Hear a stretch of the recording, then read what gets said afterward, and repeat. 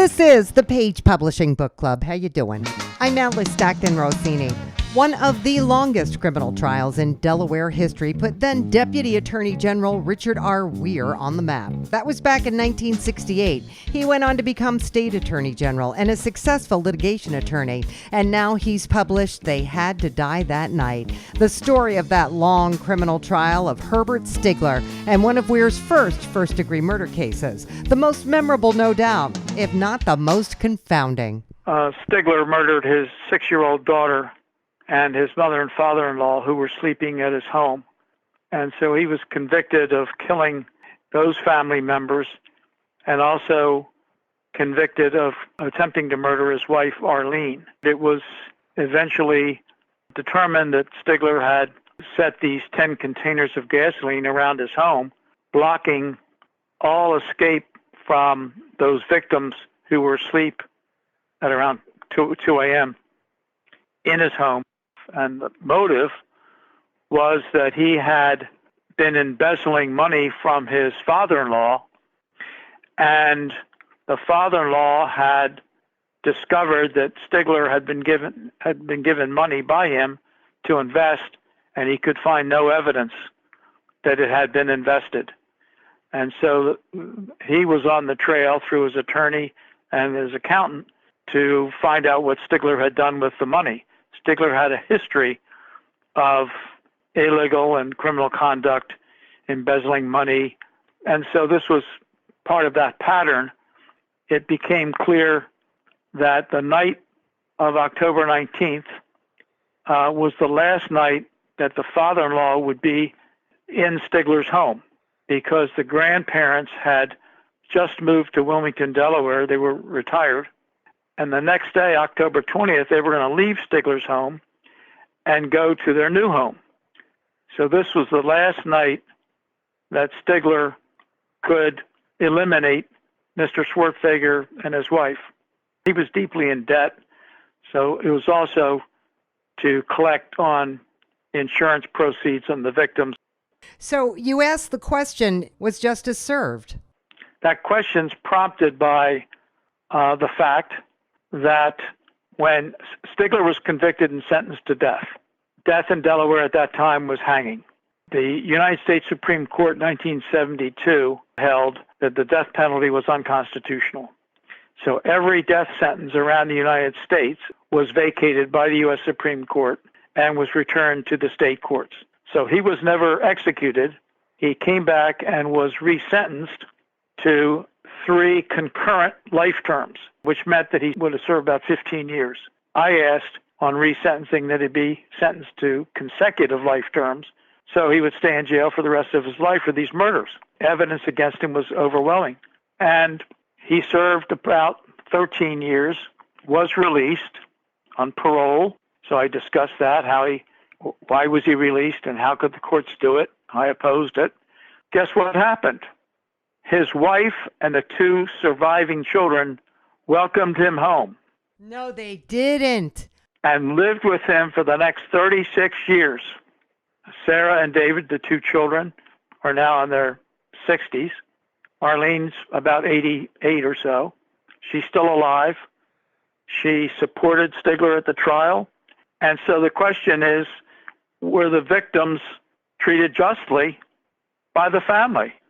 Arlene had a sister who's now deceased. I asked her when she came to court if she would testify for the state to identify her father's handwriting, because the records in those days of the money that was given to him were kept in the father's handwriting. And she rebuffed me and said no. After the trial was beginning and evidence was introduced, she showed up in my office and said, I want to testify for the state. So she realized, once she heard the evidence, that her brother-in-law had murdered her parents. So this cold-blooded murder called out for justice, and I don't believe they ever got it. Wow, what a book. What a book. Have you sent this to True Crime, or is there going to, when's the movie coming out, Richard? Everybody who reads it says, when's the movie coming out? You can't even believe it. Yeah, it's an unbelievable case. It really is. Do you go into law classes and talk about this case?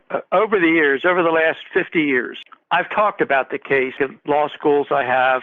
Every person, bar none, that hears it is, first of all, shocked by the fact that he murdered his own family. But secondly, that she then took him back until he died in 2017 at the age of 86. You just can't make up a story like this. Thank you so much, Richard.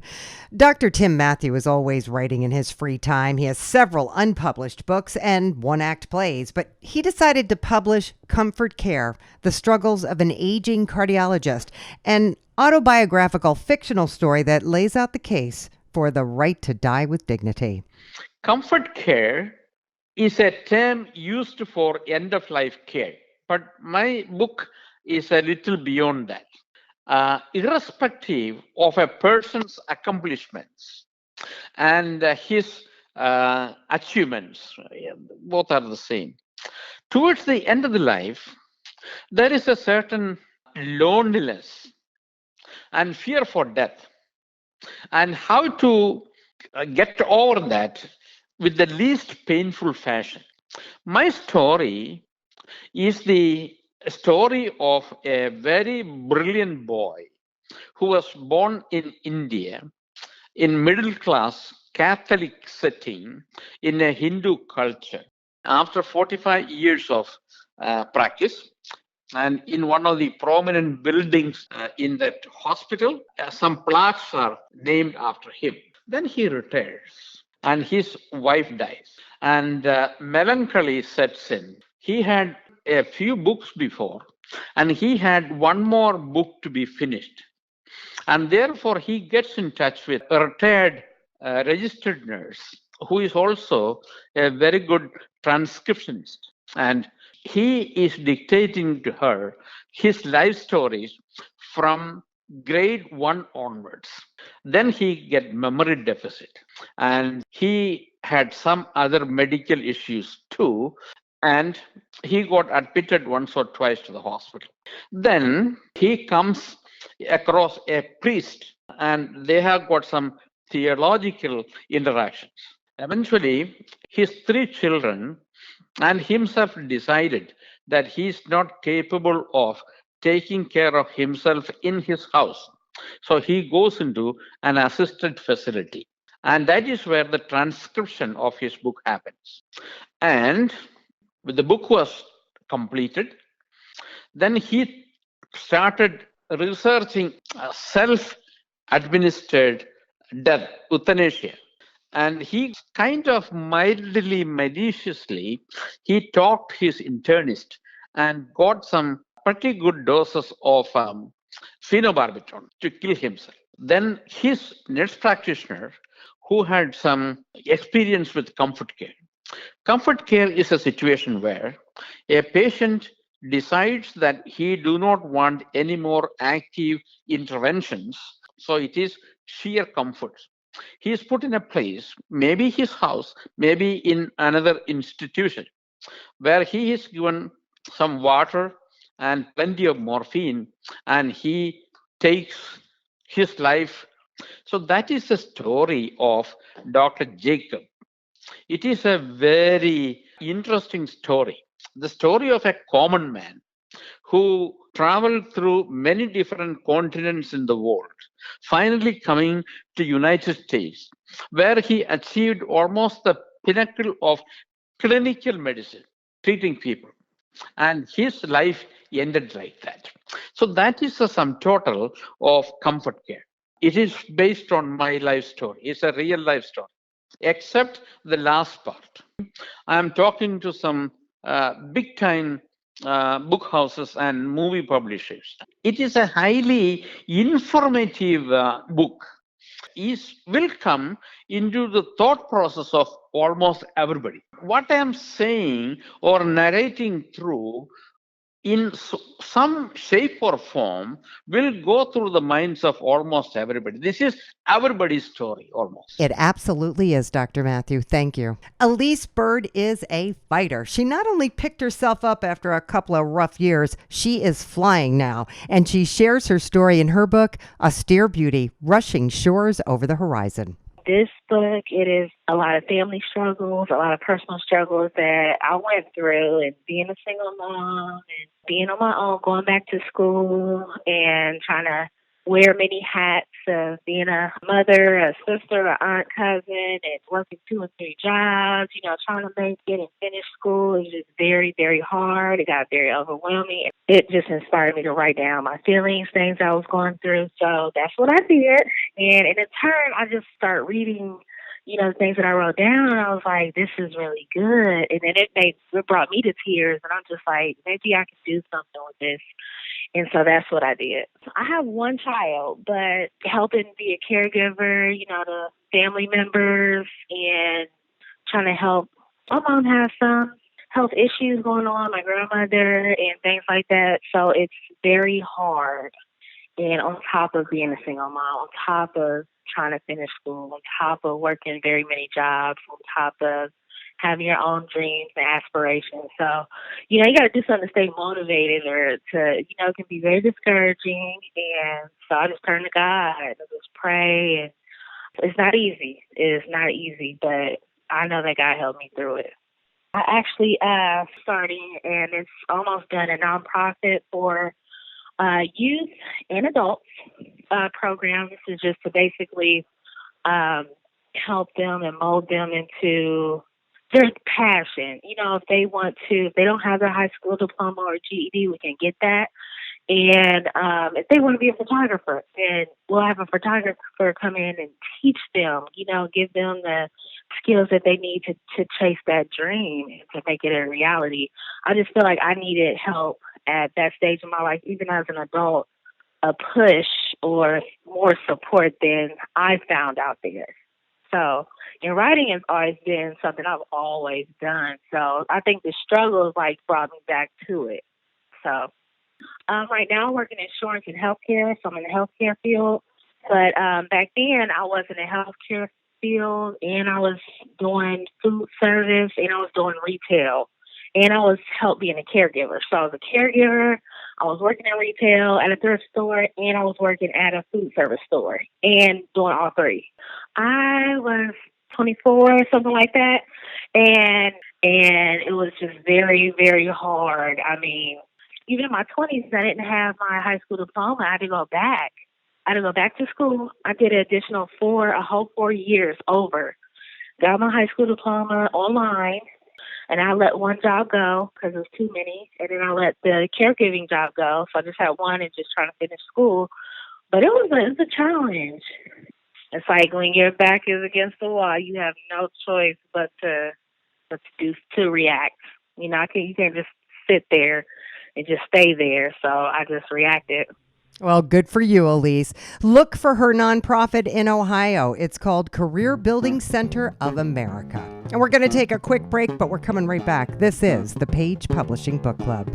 Have you written a book and want to get it published? Then now's the time to call Page Publishing at 800-204-6099 and do it immediately. You see, they're looking for authors of all types of books. And unlike most publishers, Page Publishing will take the time to review most of the books submitted to them. And they'll even give you their feedback. And if they like what they read, Page Publishing will get your book into bookstores and for sale online at Amazon, the Apple iTunes Store, and other outlets. They'll handle everything: copyright protection, printing, cover art, publicity, and editing. So if you've written a novel, a children's book, a cookbook, inspirational work, a book of poetry, or biography, and want to get it published, then you need to call Page Publishing and do it immediately. Call 800-204-6099 now for your free author submission kit. Your road to fame and fortune could very well start with this simple phone call. For your free author submission kit, call Page Publishing at 800-204-6099. We're back on the Page Publishing Book Club. I'm Alice Stockton Rossini. Kimberly Wallace remembers writing notes to her parents when she was just a little girl, but writing a book came decades later when it was one of the only things that kept her sane after suffering a parent's worst nightmare. This is the story that must be told. Had a son that was murdered in 2004. And to know me as a spiritual woman, my faith in God has always been just like that, the relationship that he and I've always had, and my trust. Well, after losing my son, I went into a down spiral. I was lost. And 8 years later, a still voice, God himself, just told me it was time for me to write. Because I had tried writing. I knew that it was something more to this, because years before I had wrote my son's death. And my uncle allowed me to put it on at my church in 1999 as a play, Where Would I Spend Eternity? And this son was murdered in this play. And just like I wrote it, was just what happened in 2004. It was if you had a premonition? Yes, I'm a mother of 6. So when he was a little boy, had to be no more than 1 or 2, with his other brothers and sisters, I was writing, and this is what I was writing. I was writing that story that my uncle allowed me to put on as a play at my church. So after he passed away in 2004, I said, Lord God, there has to be more. You gave this to me. I wrote this. My son had to do with classmates. Kids had been acting out, and after he was a basketball player, and after school, these little girls and had got into it on this block that my son happened to be on, and some guys were out shooting, and my son got caught in the crossfire. Oh my God, I'm so sorry. How old was he? He was 17, Charles Montez Wallace. Why did they allow you to put it on in the church? Was there a message? There was several messages in this, but the play that I put on at the church, Where Would I Spend Eternity? It was incidents that were going on at school, and a guy happened to be out and was shooting, and my son was going out in the play at the church. He had been outside taking out trash, and he got caught in a crossfire. Wow. So this was what I wrote years ago. And so after his death, I, wanted to know it had to be more to this. And I could never write. And now to understand, it's called a writer's blockage. 8 years later, still voice, God spoke to me and told me it was time for me to write. And I asked, write what? And he allowed me to see everything I had gone through after the loss of my son. And he gave me the title, The Story That Must Be Told. I was raised in church all my life, been a part of the church all of my life, and now I lose this son. Mother of 6, me and my children, we were always involved in the church. I become an alcoholic. You name it, I tell God how I love him. I know he loves me, but I need to stop praying to him because I want to grieve my son's death. And everything I could be hit with, I was. But God, I walked away. He never did. So my faith is what helped me back this way. Only thing I can tell you is, I tell anybody, whatever you do, we're gonna go through some stuff in this thing called life. But you got to know that God will give you just what it is that you need. I just want to let the world know, don't walk away from them. Grief is real. Loss is real. Going into spots and places you don't know anything about. And death is one of them. And as a mother, don't know what all I'm going to have to endure. But I do know if I keep my faith and continue to stay in God, I'm going to be okay. Kimberly, if you're going to be okay, we're all going to be okay. Thanks so much. A former Marine living in metropolitan Atlanta, R.B. Ladich shares his journey with bipolar disorder and how he's helping others with his book, Personality Disorder Not Otherwise Specified, Confessions of a Bipolar Patient. I got on and stayed on my meds back in 2003. And in 2004, I sat down and I tried to write, and I couldn't get past the first paragraph. In 2018, I had a near-death experience, so I quit drinking. And when I got home one day, I said, well, let's try this again, see if getting rid of the drinking helps. And it did help. I was able to form coherent sentences and put together a 40,000-word book. Not very big, but it's there. It's about me growing up bipolar, not knowing it, and being unmedicated until I was 39 years old. I cover it by starting off with my home life when I first grew up, my school life, my love life with quite a few women. I had a review done by Online Book Club, and it wasn't very good because they said I objectify women. I say, I'm bipolar. What do you expect? Sex addiction is part of the prognosis sometimes. Why did you go so long unmedicated? I was in the Marine Corps from age 17 to age 39, and I self-medicated with alcohol. And the alcohol helped me calm my demons, but the further I went along in my career, the more difficult it became. I went to alcohol rehab twice, and at the second rehab, they gave me a psych eval, and I answered all the eval questions honestly, and they came back with bipolar disorder. When I was a kid, I used to get into a lot of stuff. And there's an incident with me in a tampon when I was 6 years old, me running around the neighborhood and destroying property when I was a kid, me drinking at a very young age, starting off probably around 10 or 12. Like I said, the women that I had in my life, I didn't have a whole lot of women in my life until after my first tour in the Marine Corps. And I got out for a year and a half, and then there was like 20 of them in a year and a half. And I talk about them. I talk about my family life. I come from a very large family of 12 people, 10 kids. I'm number 9. And my sister is bipolar. My brother, who killed himself, was psychotic. I say it's a good thing he killed himself, or else he would have taken somebody else with him. He was just that bad. So our whole family is touched a little bit. Most of them drink. I've stopped drinking. The book is basically to say, here is bipolar disorder. Read this. You might recognize some of these symptoms, and you might be able to help somebody else before they go off the deep end. Because I tried to commit suicide in 1977 and it didn't work. The Marine Corps did not put me out. I was very, very lucky. They did not put me out, and I was allowed to stay in and made a career out of it. And at 19 and a half years, they wanted to try and put me out then because of the psych eval they gave me.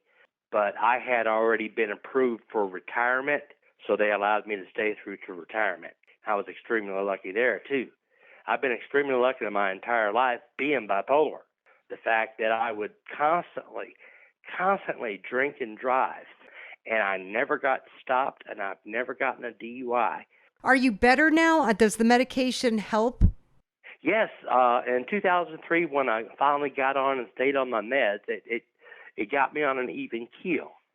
Plus, my wife said if I don't take my meds, she's going to divorce me. So I take my meds, and I look and I act 85% like a normal person.